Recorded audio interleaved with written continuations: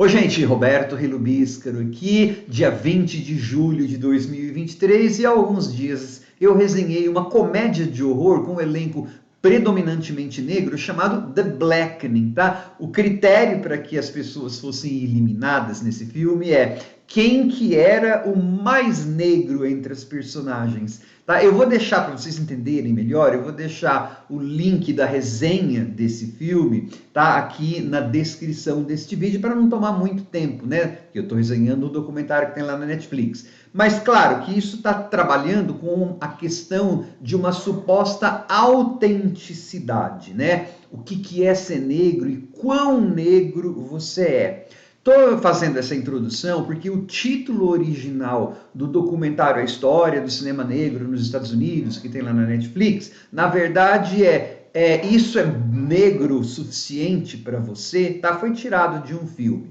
Esse documentário tem mais de 2 horas de duração. Estava na minha lista desde 2022, mas aí depois que eu vi o The Blackening resolvi ver. E ó, é uma enciclopédia. Claro que é assim o começo para vários documentários, uma série praticamente, né? Praticamente não, uma série, mas do jeito que tá ótimo já para iniciar a discussão. Mas antes de continuar, eu gostaria de convidá-los a se inscreverem no canal Robertando, curtir os vídeos, compartilhá-los, agradeço bastante. É impressionante o nível de informação que tem ali. Tá tudo compilado, narrado, estudado por um ex-crítico do New York Times, né, Elvis Mitchell, que entrelaça os seus depoimentos pessoais, né, o seu amor pelo cinema, com assim, história do cinema, uma sólida percepção crítica de cada filme que ele fala. É claro, é tudo meio superficial, porque ele vai falar sobre dezenas de filmes negros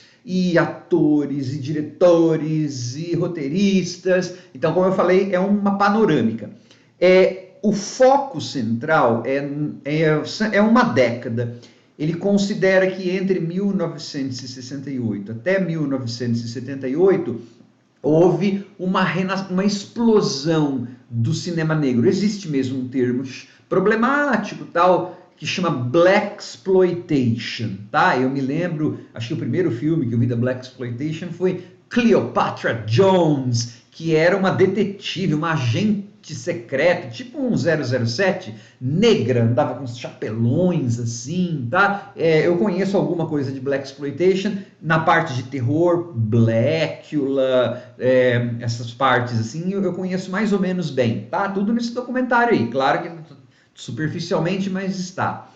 Só que para falar dessa década, ele começa lá no cinema mudo. Tá? No começo parece até que o documentário não tem muito foco, só que depois o cara é muito inteligente. Aí você vai vendo que o foco, ele está dizendo as coisas que ele está dizendo, mostrando as coisas que ele está mostrando como antecedentes para essa década. E problemas, né, de representatividade negra, de exploração branca, sobre temas e sobre filmes que depois serão tratados e reviravoltados, se me permitem o tema, nesta década, que não coincidentemente também é considerada como uma grande década, é a tal da New Wave, a nova onda do cinema americano, quando os diretores brancos e atores brancos também fizeram grandes obras, tá? Na verdade, uma das coisas que o documentário afirma é a seguinte: enquanto os personagens brancos eram anti-heróis, né, meio dúbios e duvidosos, assim, os negros entraram na década de 70 com a figura do herói, sem ter vergonha de ser herói, que na verdade aí é visto como uma afirmação, né, de um grupo que sempre ficou invisível, sempre apanhou da polícia, tal. Quando eles entraram assim como protagonistas em filmes, aí então eles iam sem medo de ser feliz, né? Iam assim com a panca de herói. Tanto é que ele vai ler o filme nos tempos da brilhantina, lá, Grease, né? Que tem o John Travolta, brancão, como protagonista, em um filme sobre disco music, foi um movimento essencialmente negro, ele vai falar que aquilo é toda uma catalisação do herói negro ali na figura do nosso amigo John Travolta, tá? E aí você vai ter, assim, dezenas de entrevistas, tem aquelas talking heads, né, pessoas dando os depoimentos, Whoopi Goldberg, Lawrence Fishburne, Zendaya, e pessoas remanescentes da época, e um desfile, né, de filmes que a gente nunca ouviu falar, tudo assim, salientando a importância disso para a cultura negra, tá? Desde ele pega assim, antes de chegar nessa década de 60, de 70 aí, ele pega desenhos animados que tinham aquelas representações do negro como racistas, afirmações do tipo, na época de ouro de Hollywood, né, dos estúdios, anos 30, 40, 50, quando os brancos colocavam um tuxedo, né, um smoking, um paletó e gravata, é porque eles iam para festa dançar. Negro é porque ia ser garçom. Então ele vai falando essas coisas para preparar o terreno para chegar nessa explosão dos anos 60, né? Final dos anos 60, 68 até 78. Aí tem, por exemplo, clipes do Martin Luther King, ele pronuncia theater. Ele tinha um inglês específico, assim. E você vai ter depois como que isso chegou ao fim, né? Chegou um determinado momento que o cinema negro parece que parou de causar tanta, como chama? Atrair tanto público. Claro, aí o documentário, mas ele já tem 2 horas e 15, gente, não daria para fazer muito mais. Tinha que ser uma série, né? Por exemplo, a tal da New Wave, que é branco lá, também acabou nos anos 80, nos anos 70. Então, seria o caso de especular. Nesse documentário, ele meio que afirma que o fracasso lá daquele filme do Mágico de Oz, aquela mega produção musical com a Diana Ross e o Michael Jackson, pode ter sido um dos fatores para que essa onda de filmes negros desse uma estancada no final dos anos 70. E como se os brancos tivessem apropriado muitas das imagens, dos meios de produção e tal.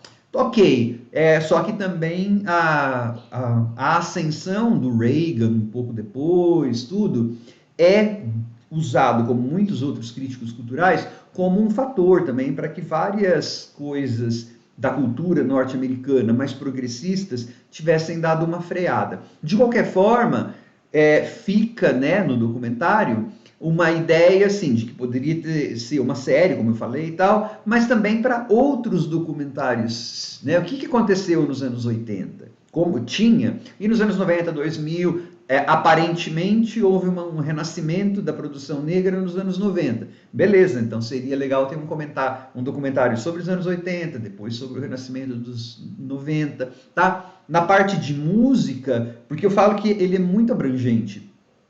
Ele diz assim que os filmes, né, dos anos 70, os produtores negros, mas muitos eram brancos, tá? Isso o filme também podia ser aprofundado, por isso que eu falei, devia virar uma série isso aí. Em termos de música, por exemplo, o que os negros faziam? Como a black music era muito forte, né? E, se tem Isaac Hayes, Stevie Wonder, Marvin Gaye, imagina.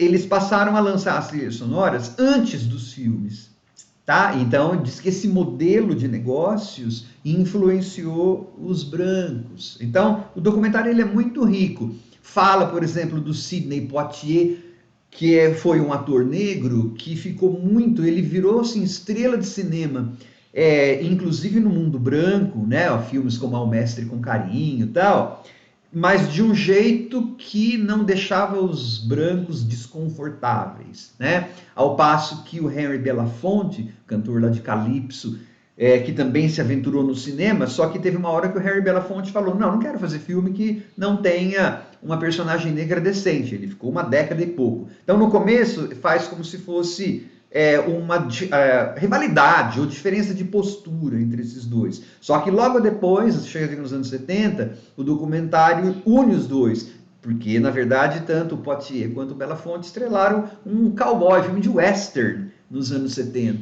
tá? E o documentário, na verdade, não demoniza o Sidney Poitier por isso, né? No começo parece que vai fazer isso, né? Mas depois era a maneira como ele tinha para fazer com que os negros fossem representados.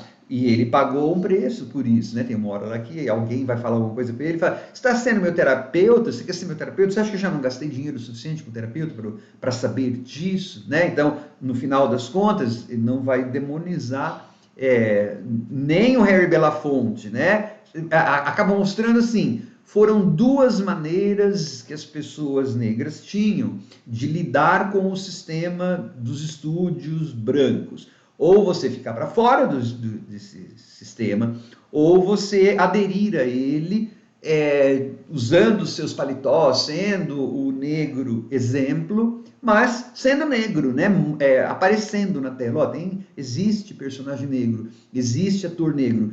E não dá para negar que o Sidney Poitier abriu portas, né, para várias pessoas. E também, claro, mostrar que se os grandes estúdios não davam importância, havia uma indústria independente, tá? E aí eles dão uma cutucadinha no Tarantino, né? Tarantino adora beber nesses filmes. Nossa senhora! E aí parece que vira cult, só porque o Tarantino gostou. Mas tem uma hora que fala assim, não, porque os filmes dos negros eram independentes de verdade, sem dinheiro, não era independente com dinheiro. E não fala o nome do Tarantino, mas aparece o Tarantino segurando o Oscar, aquelas falando assim, né?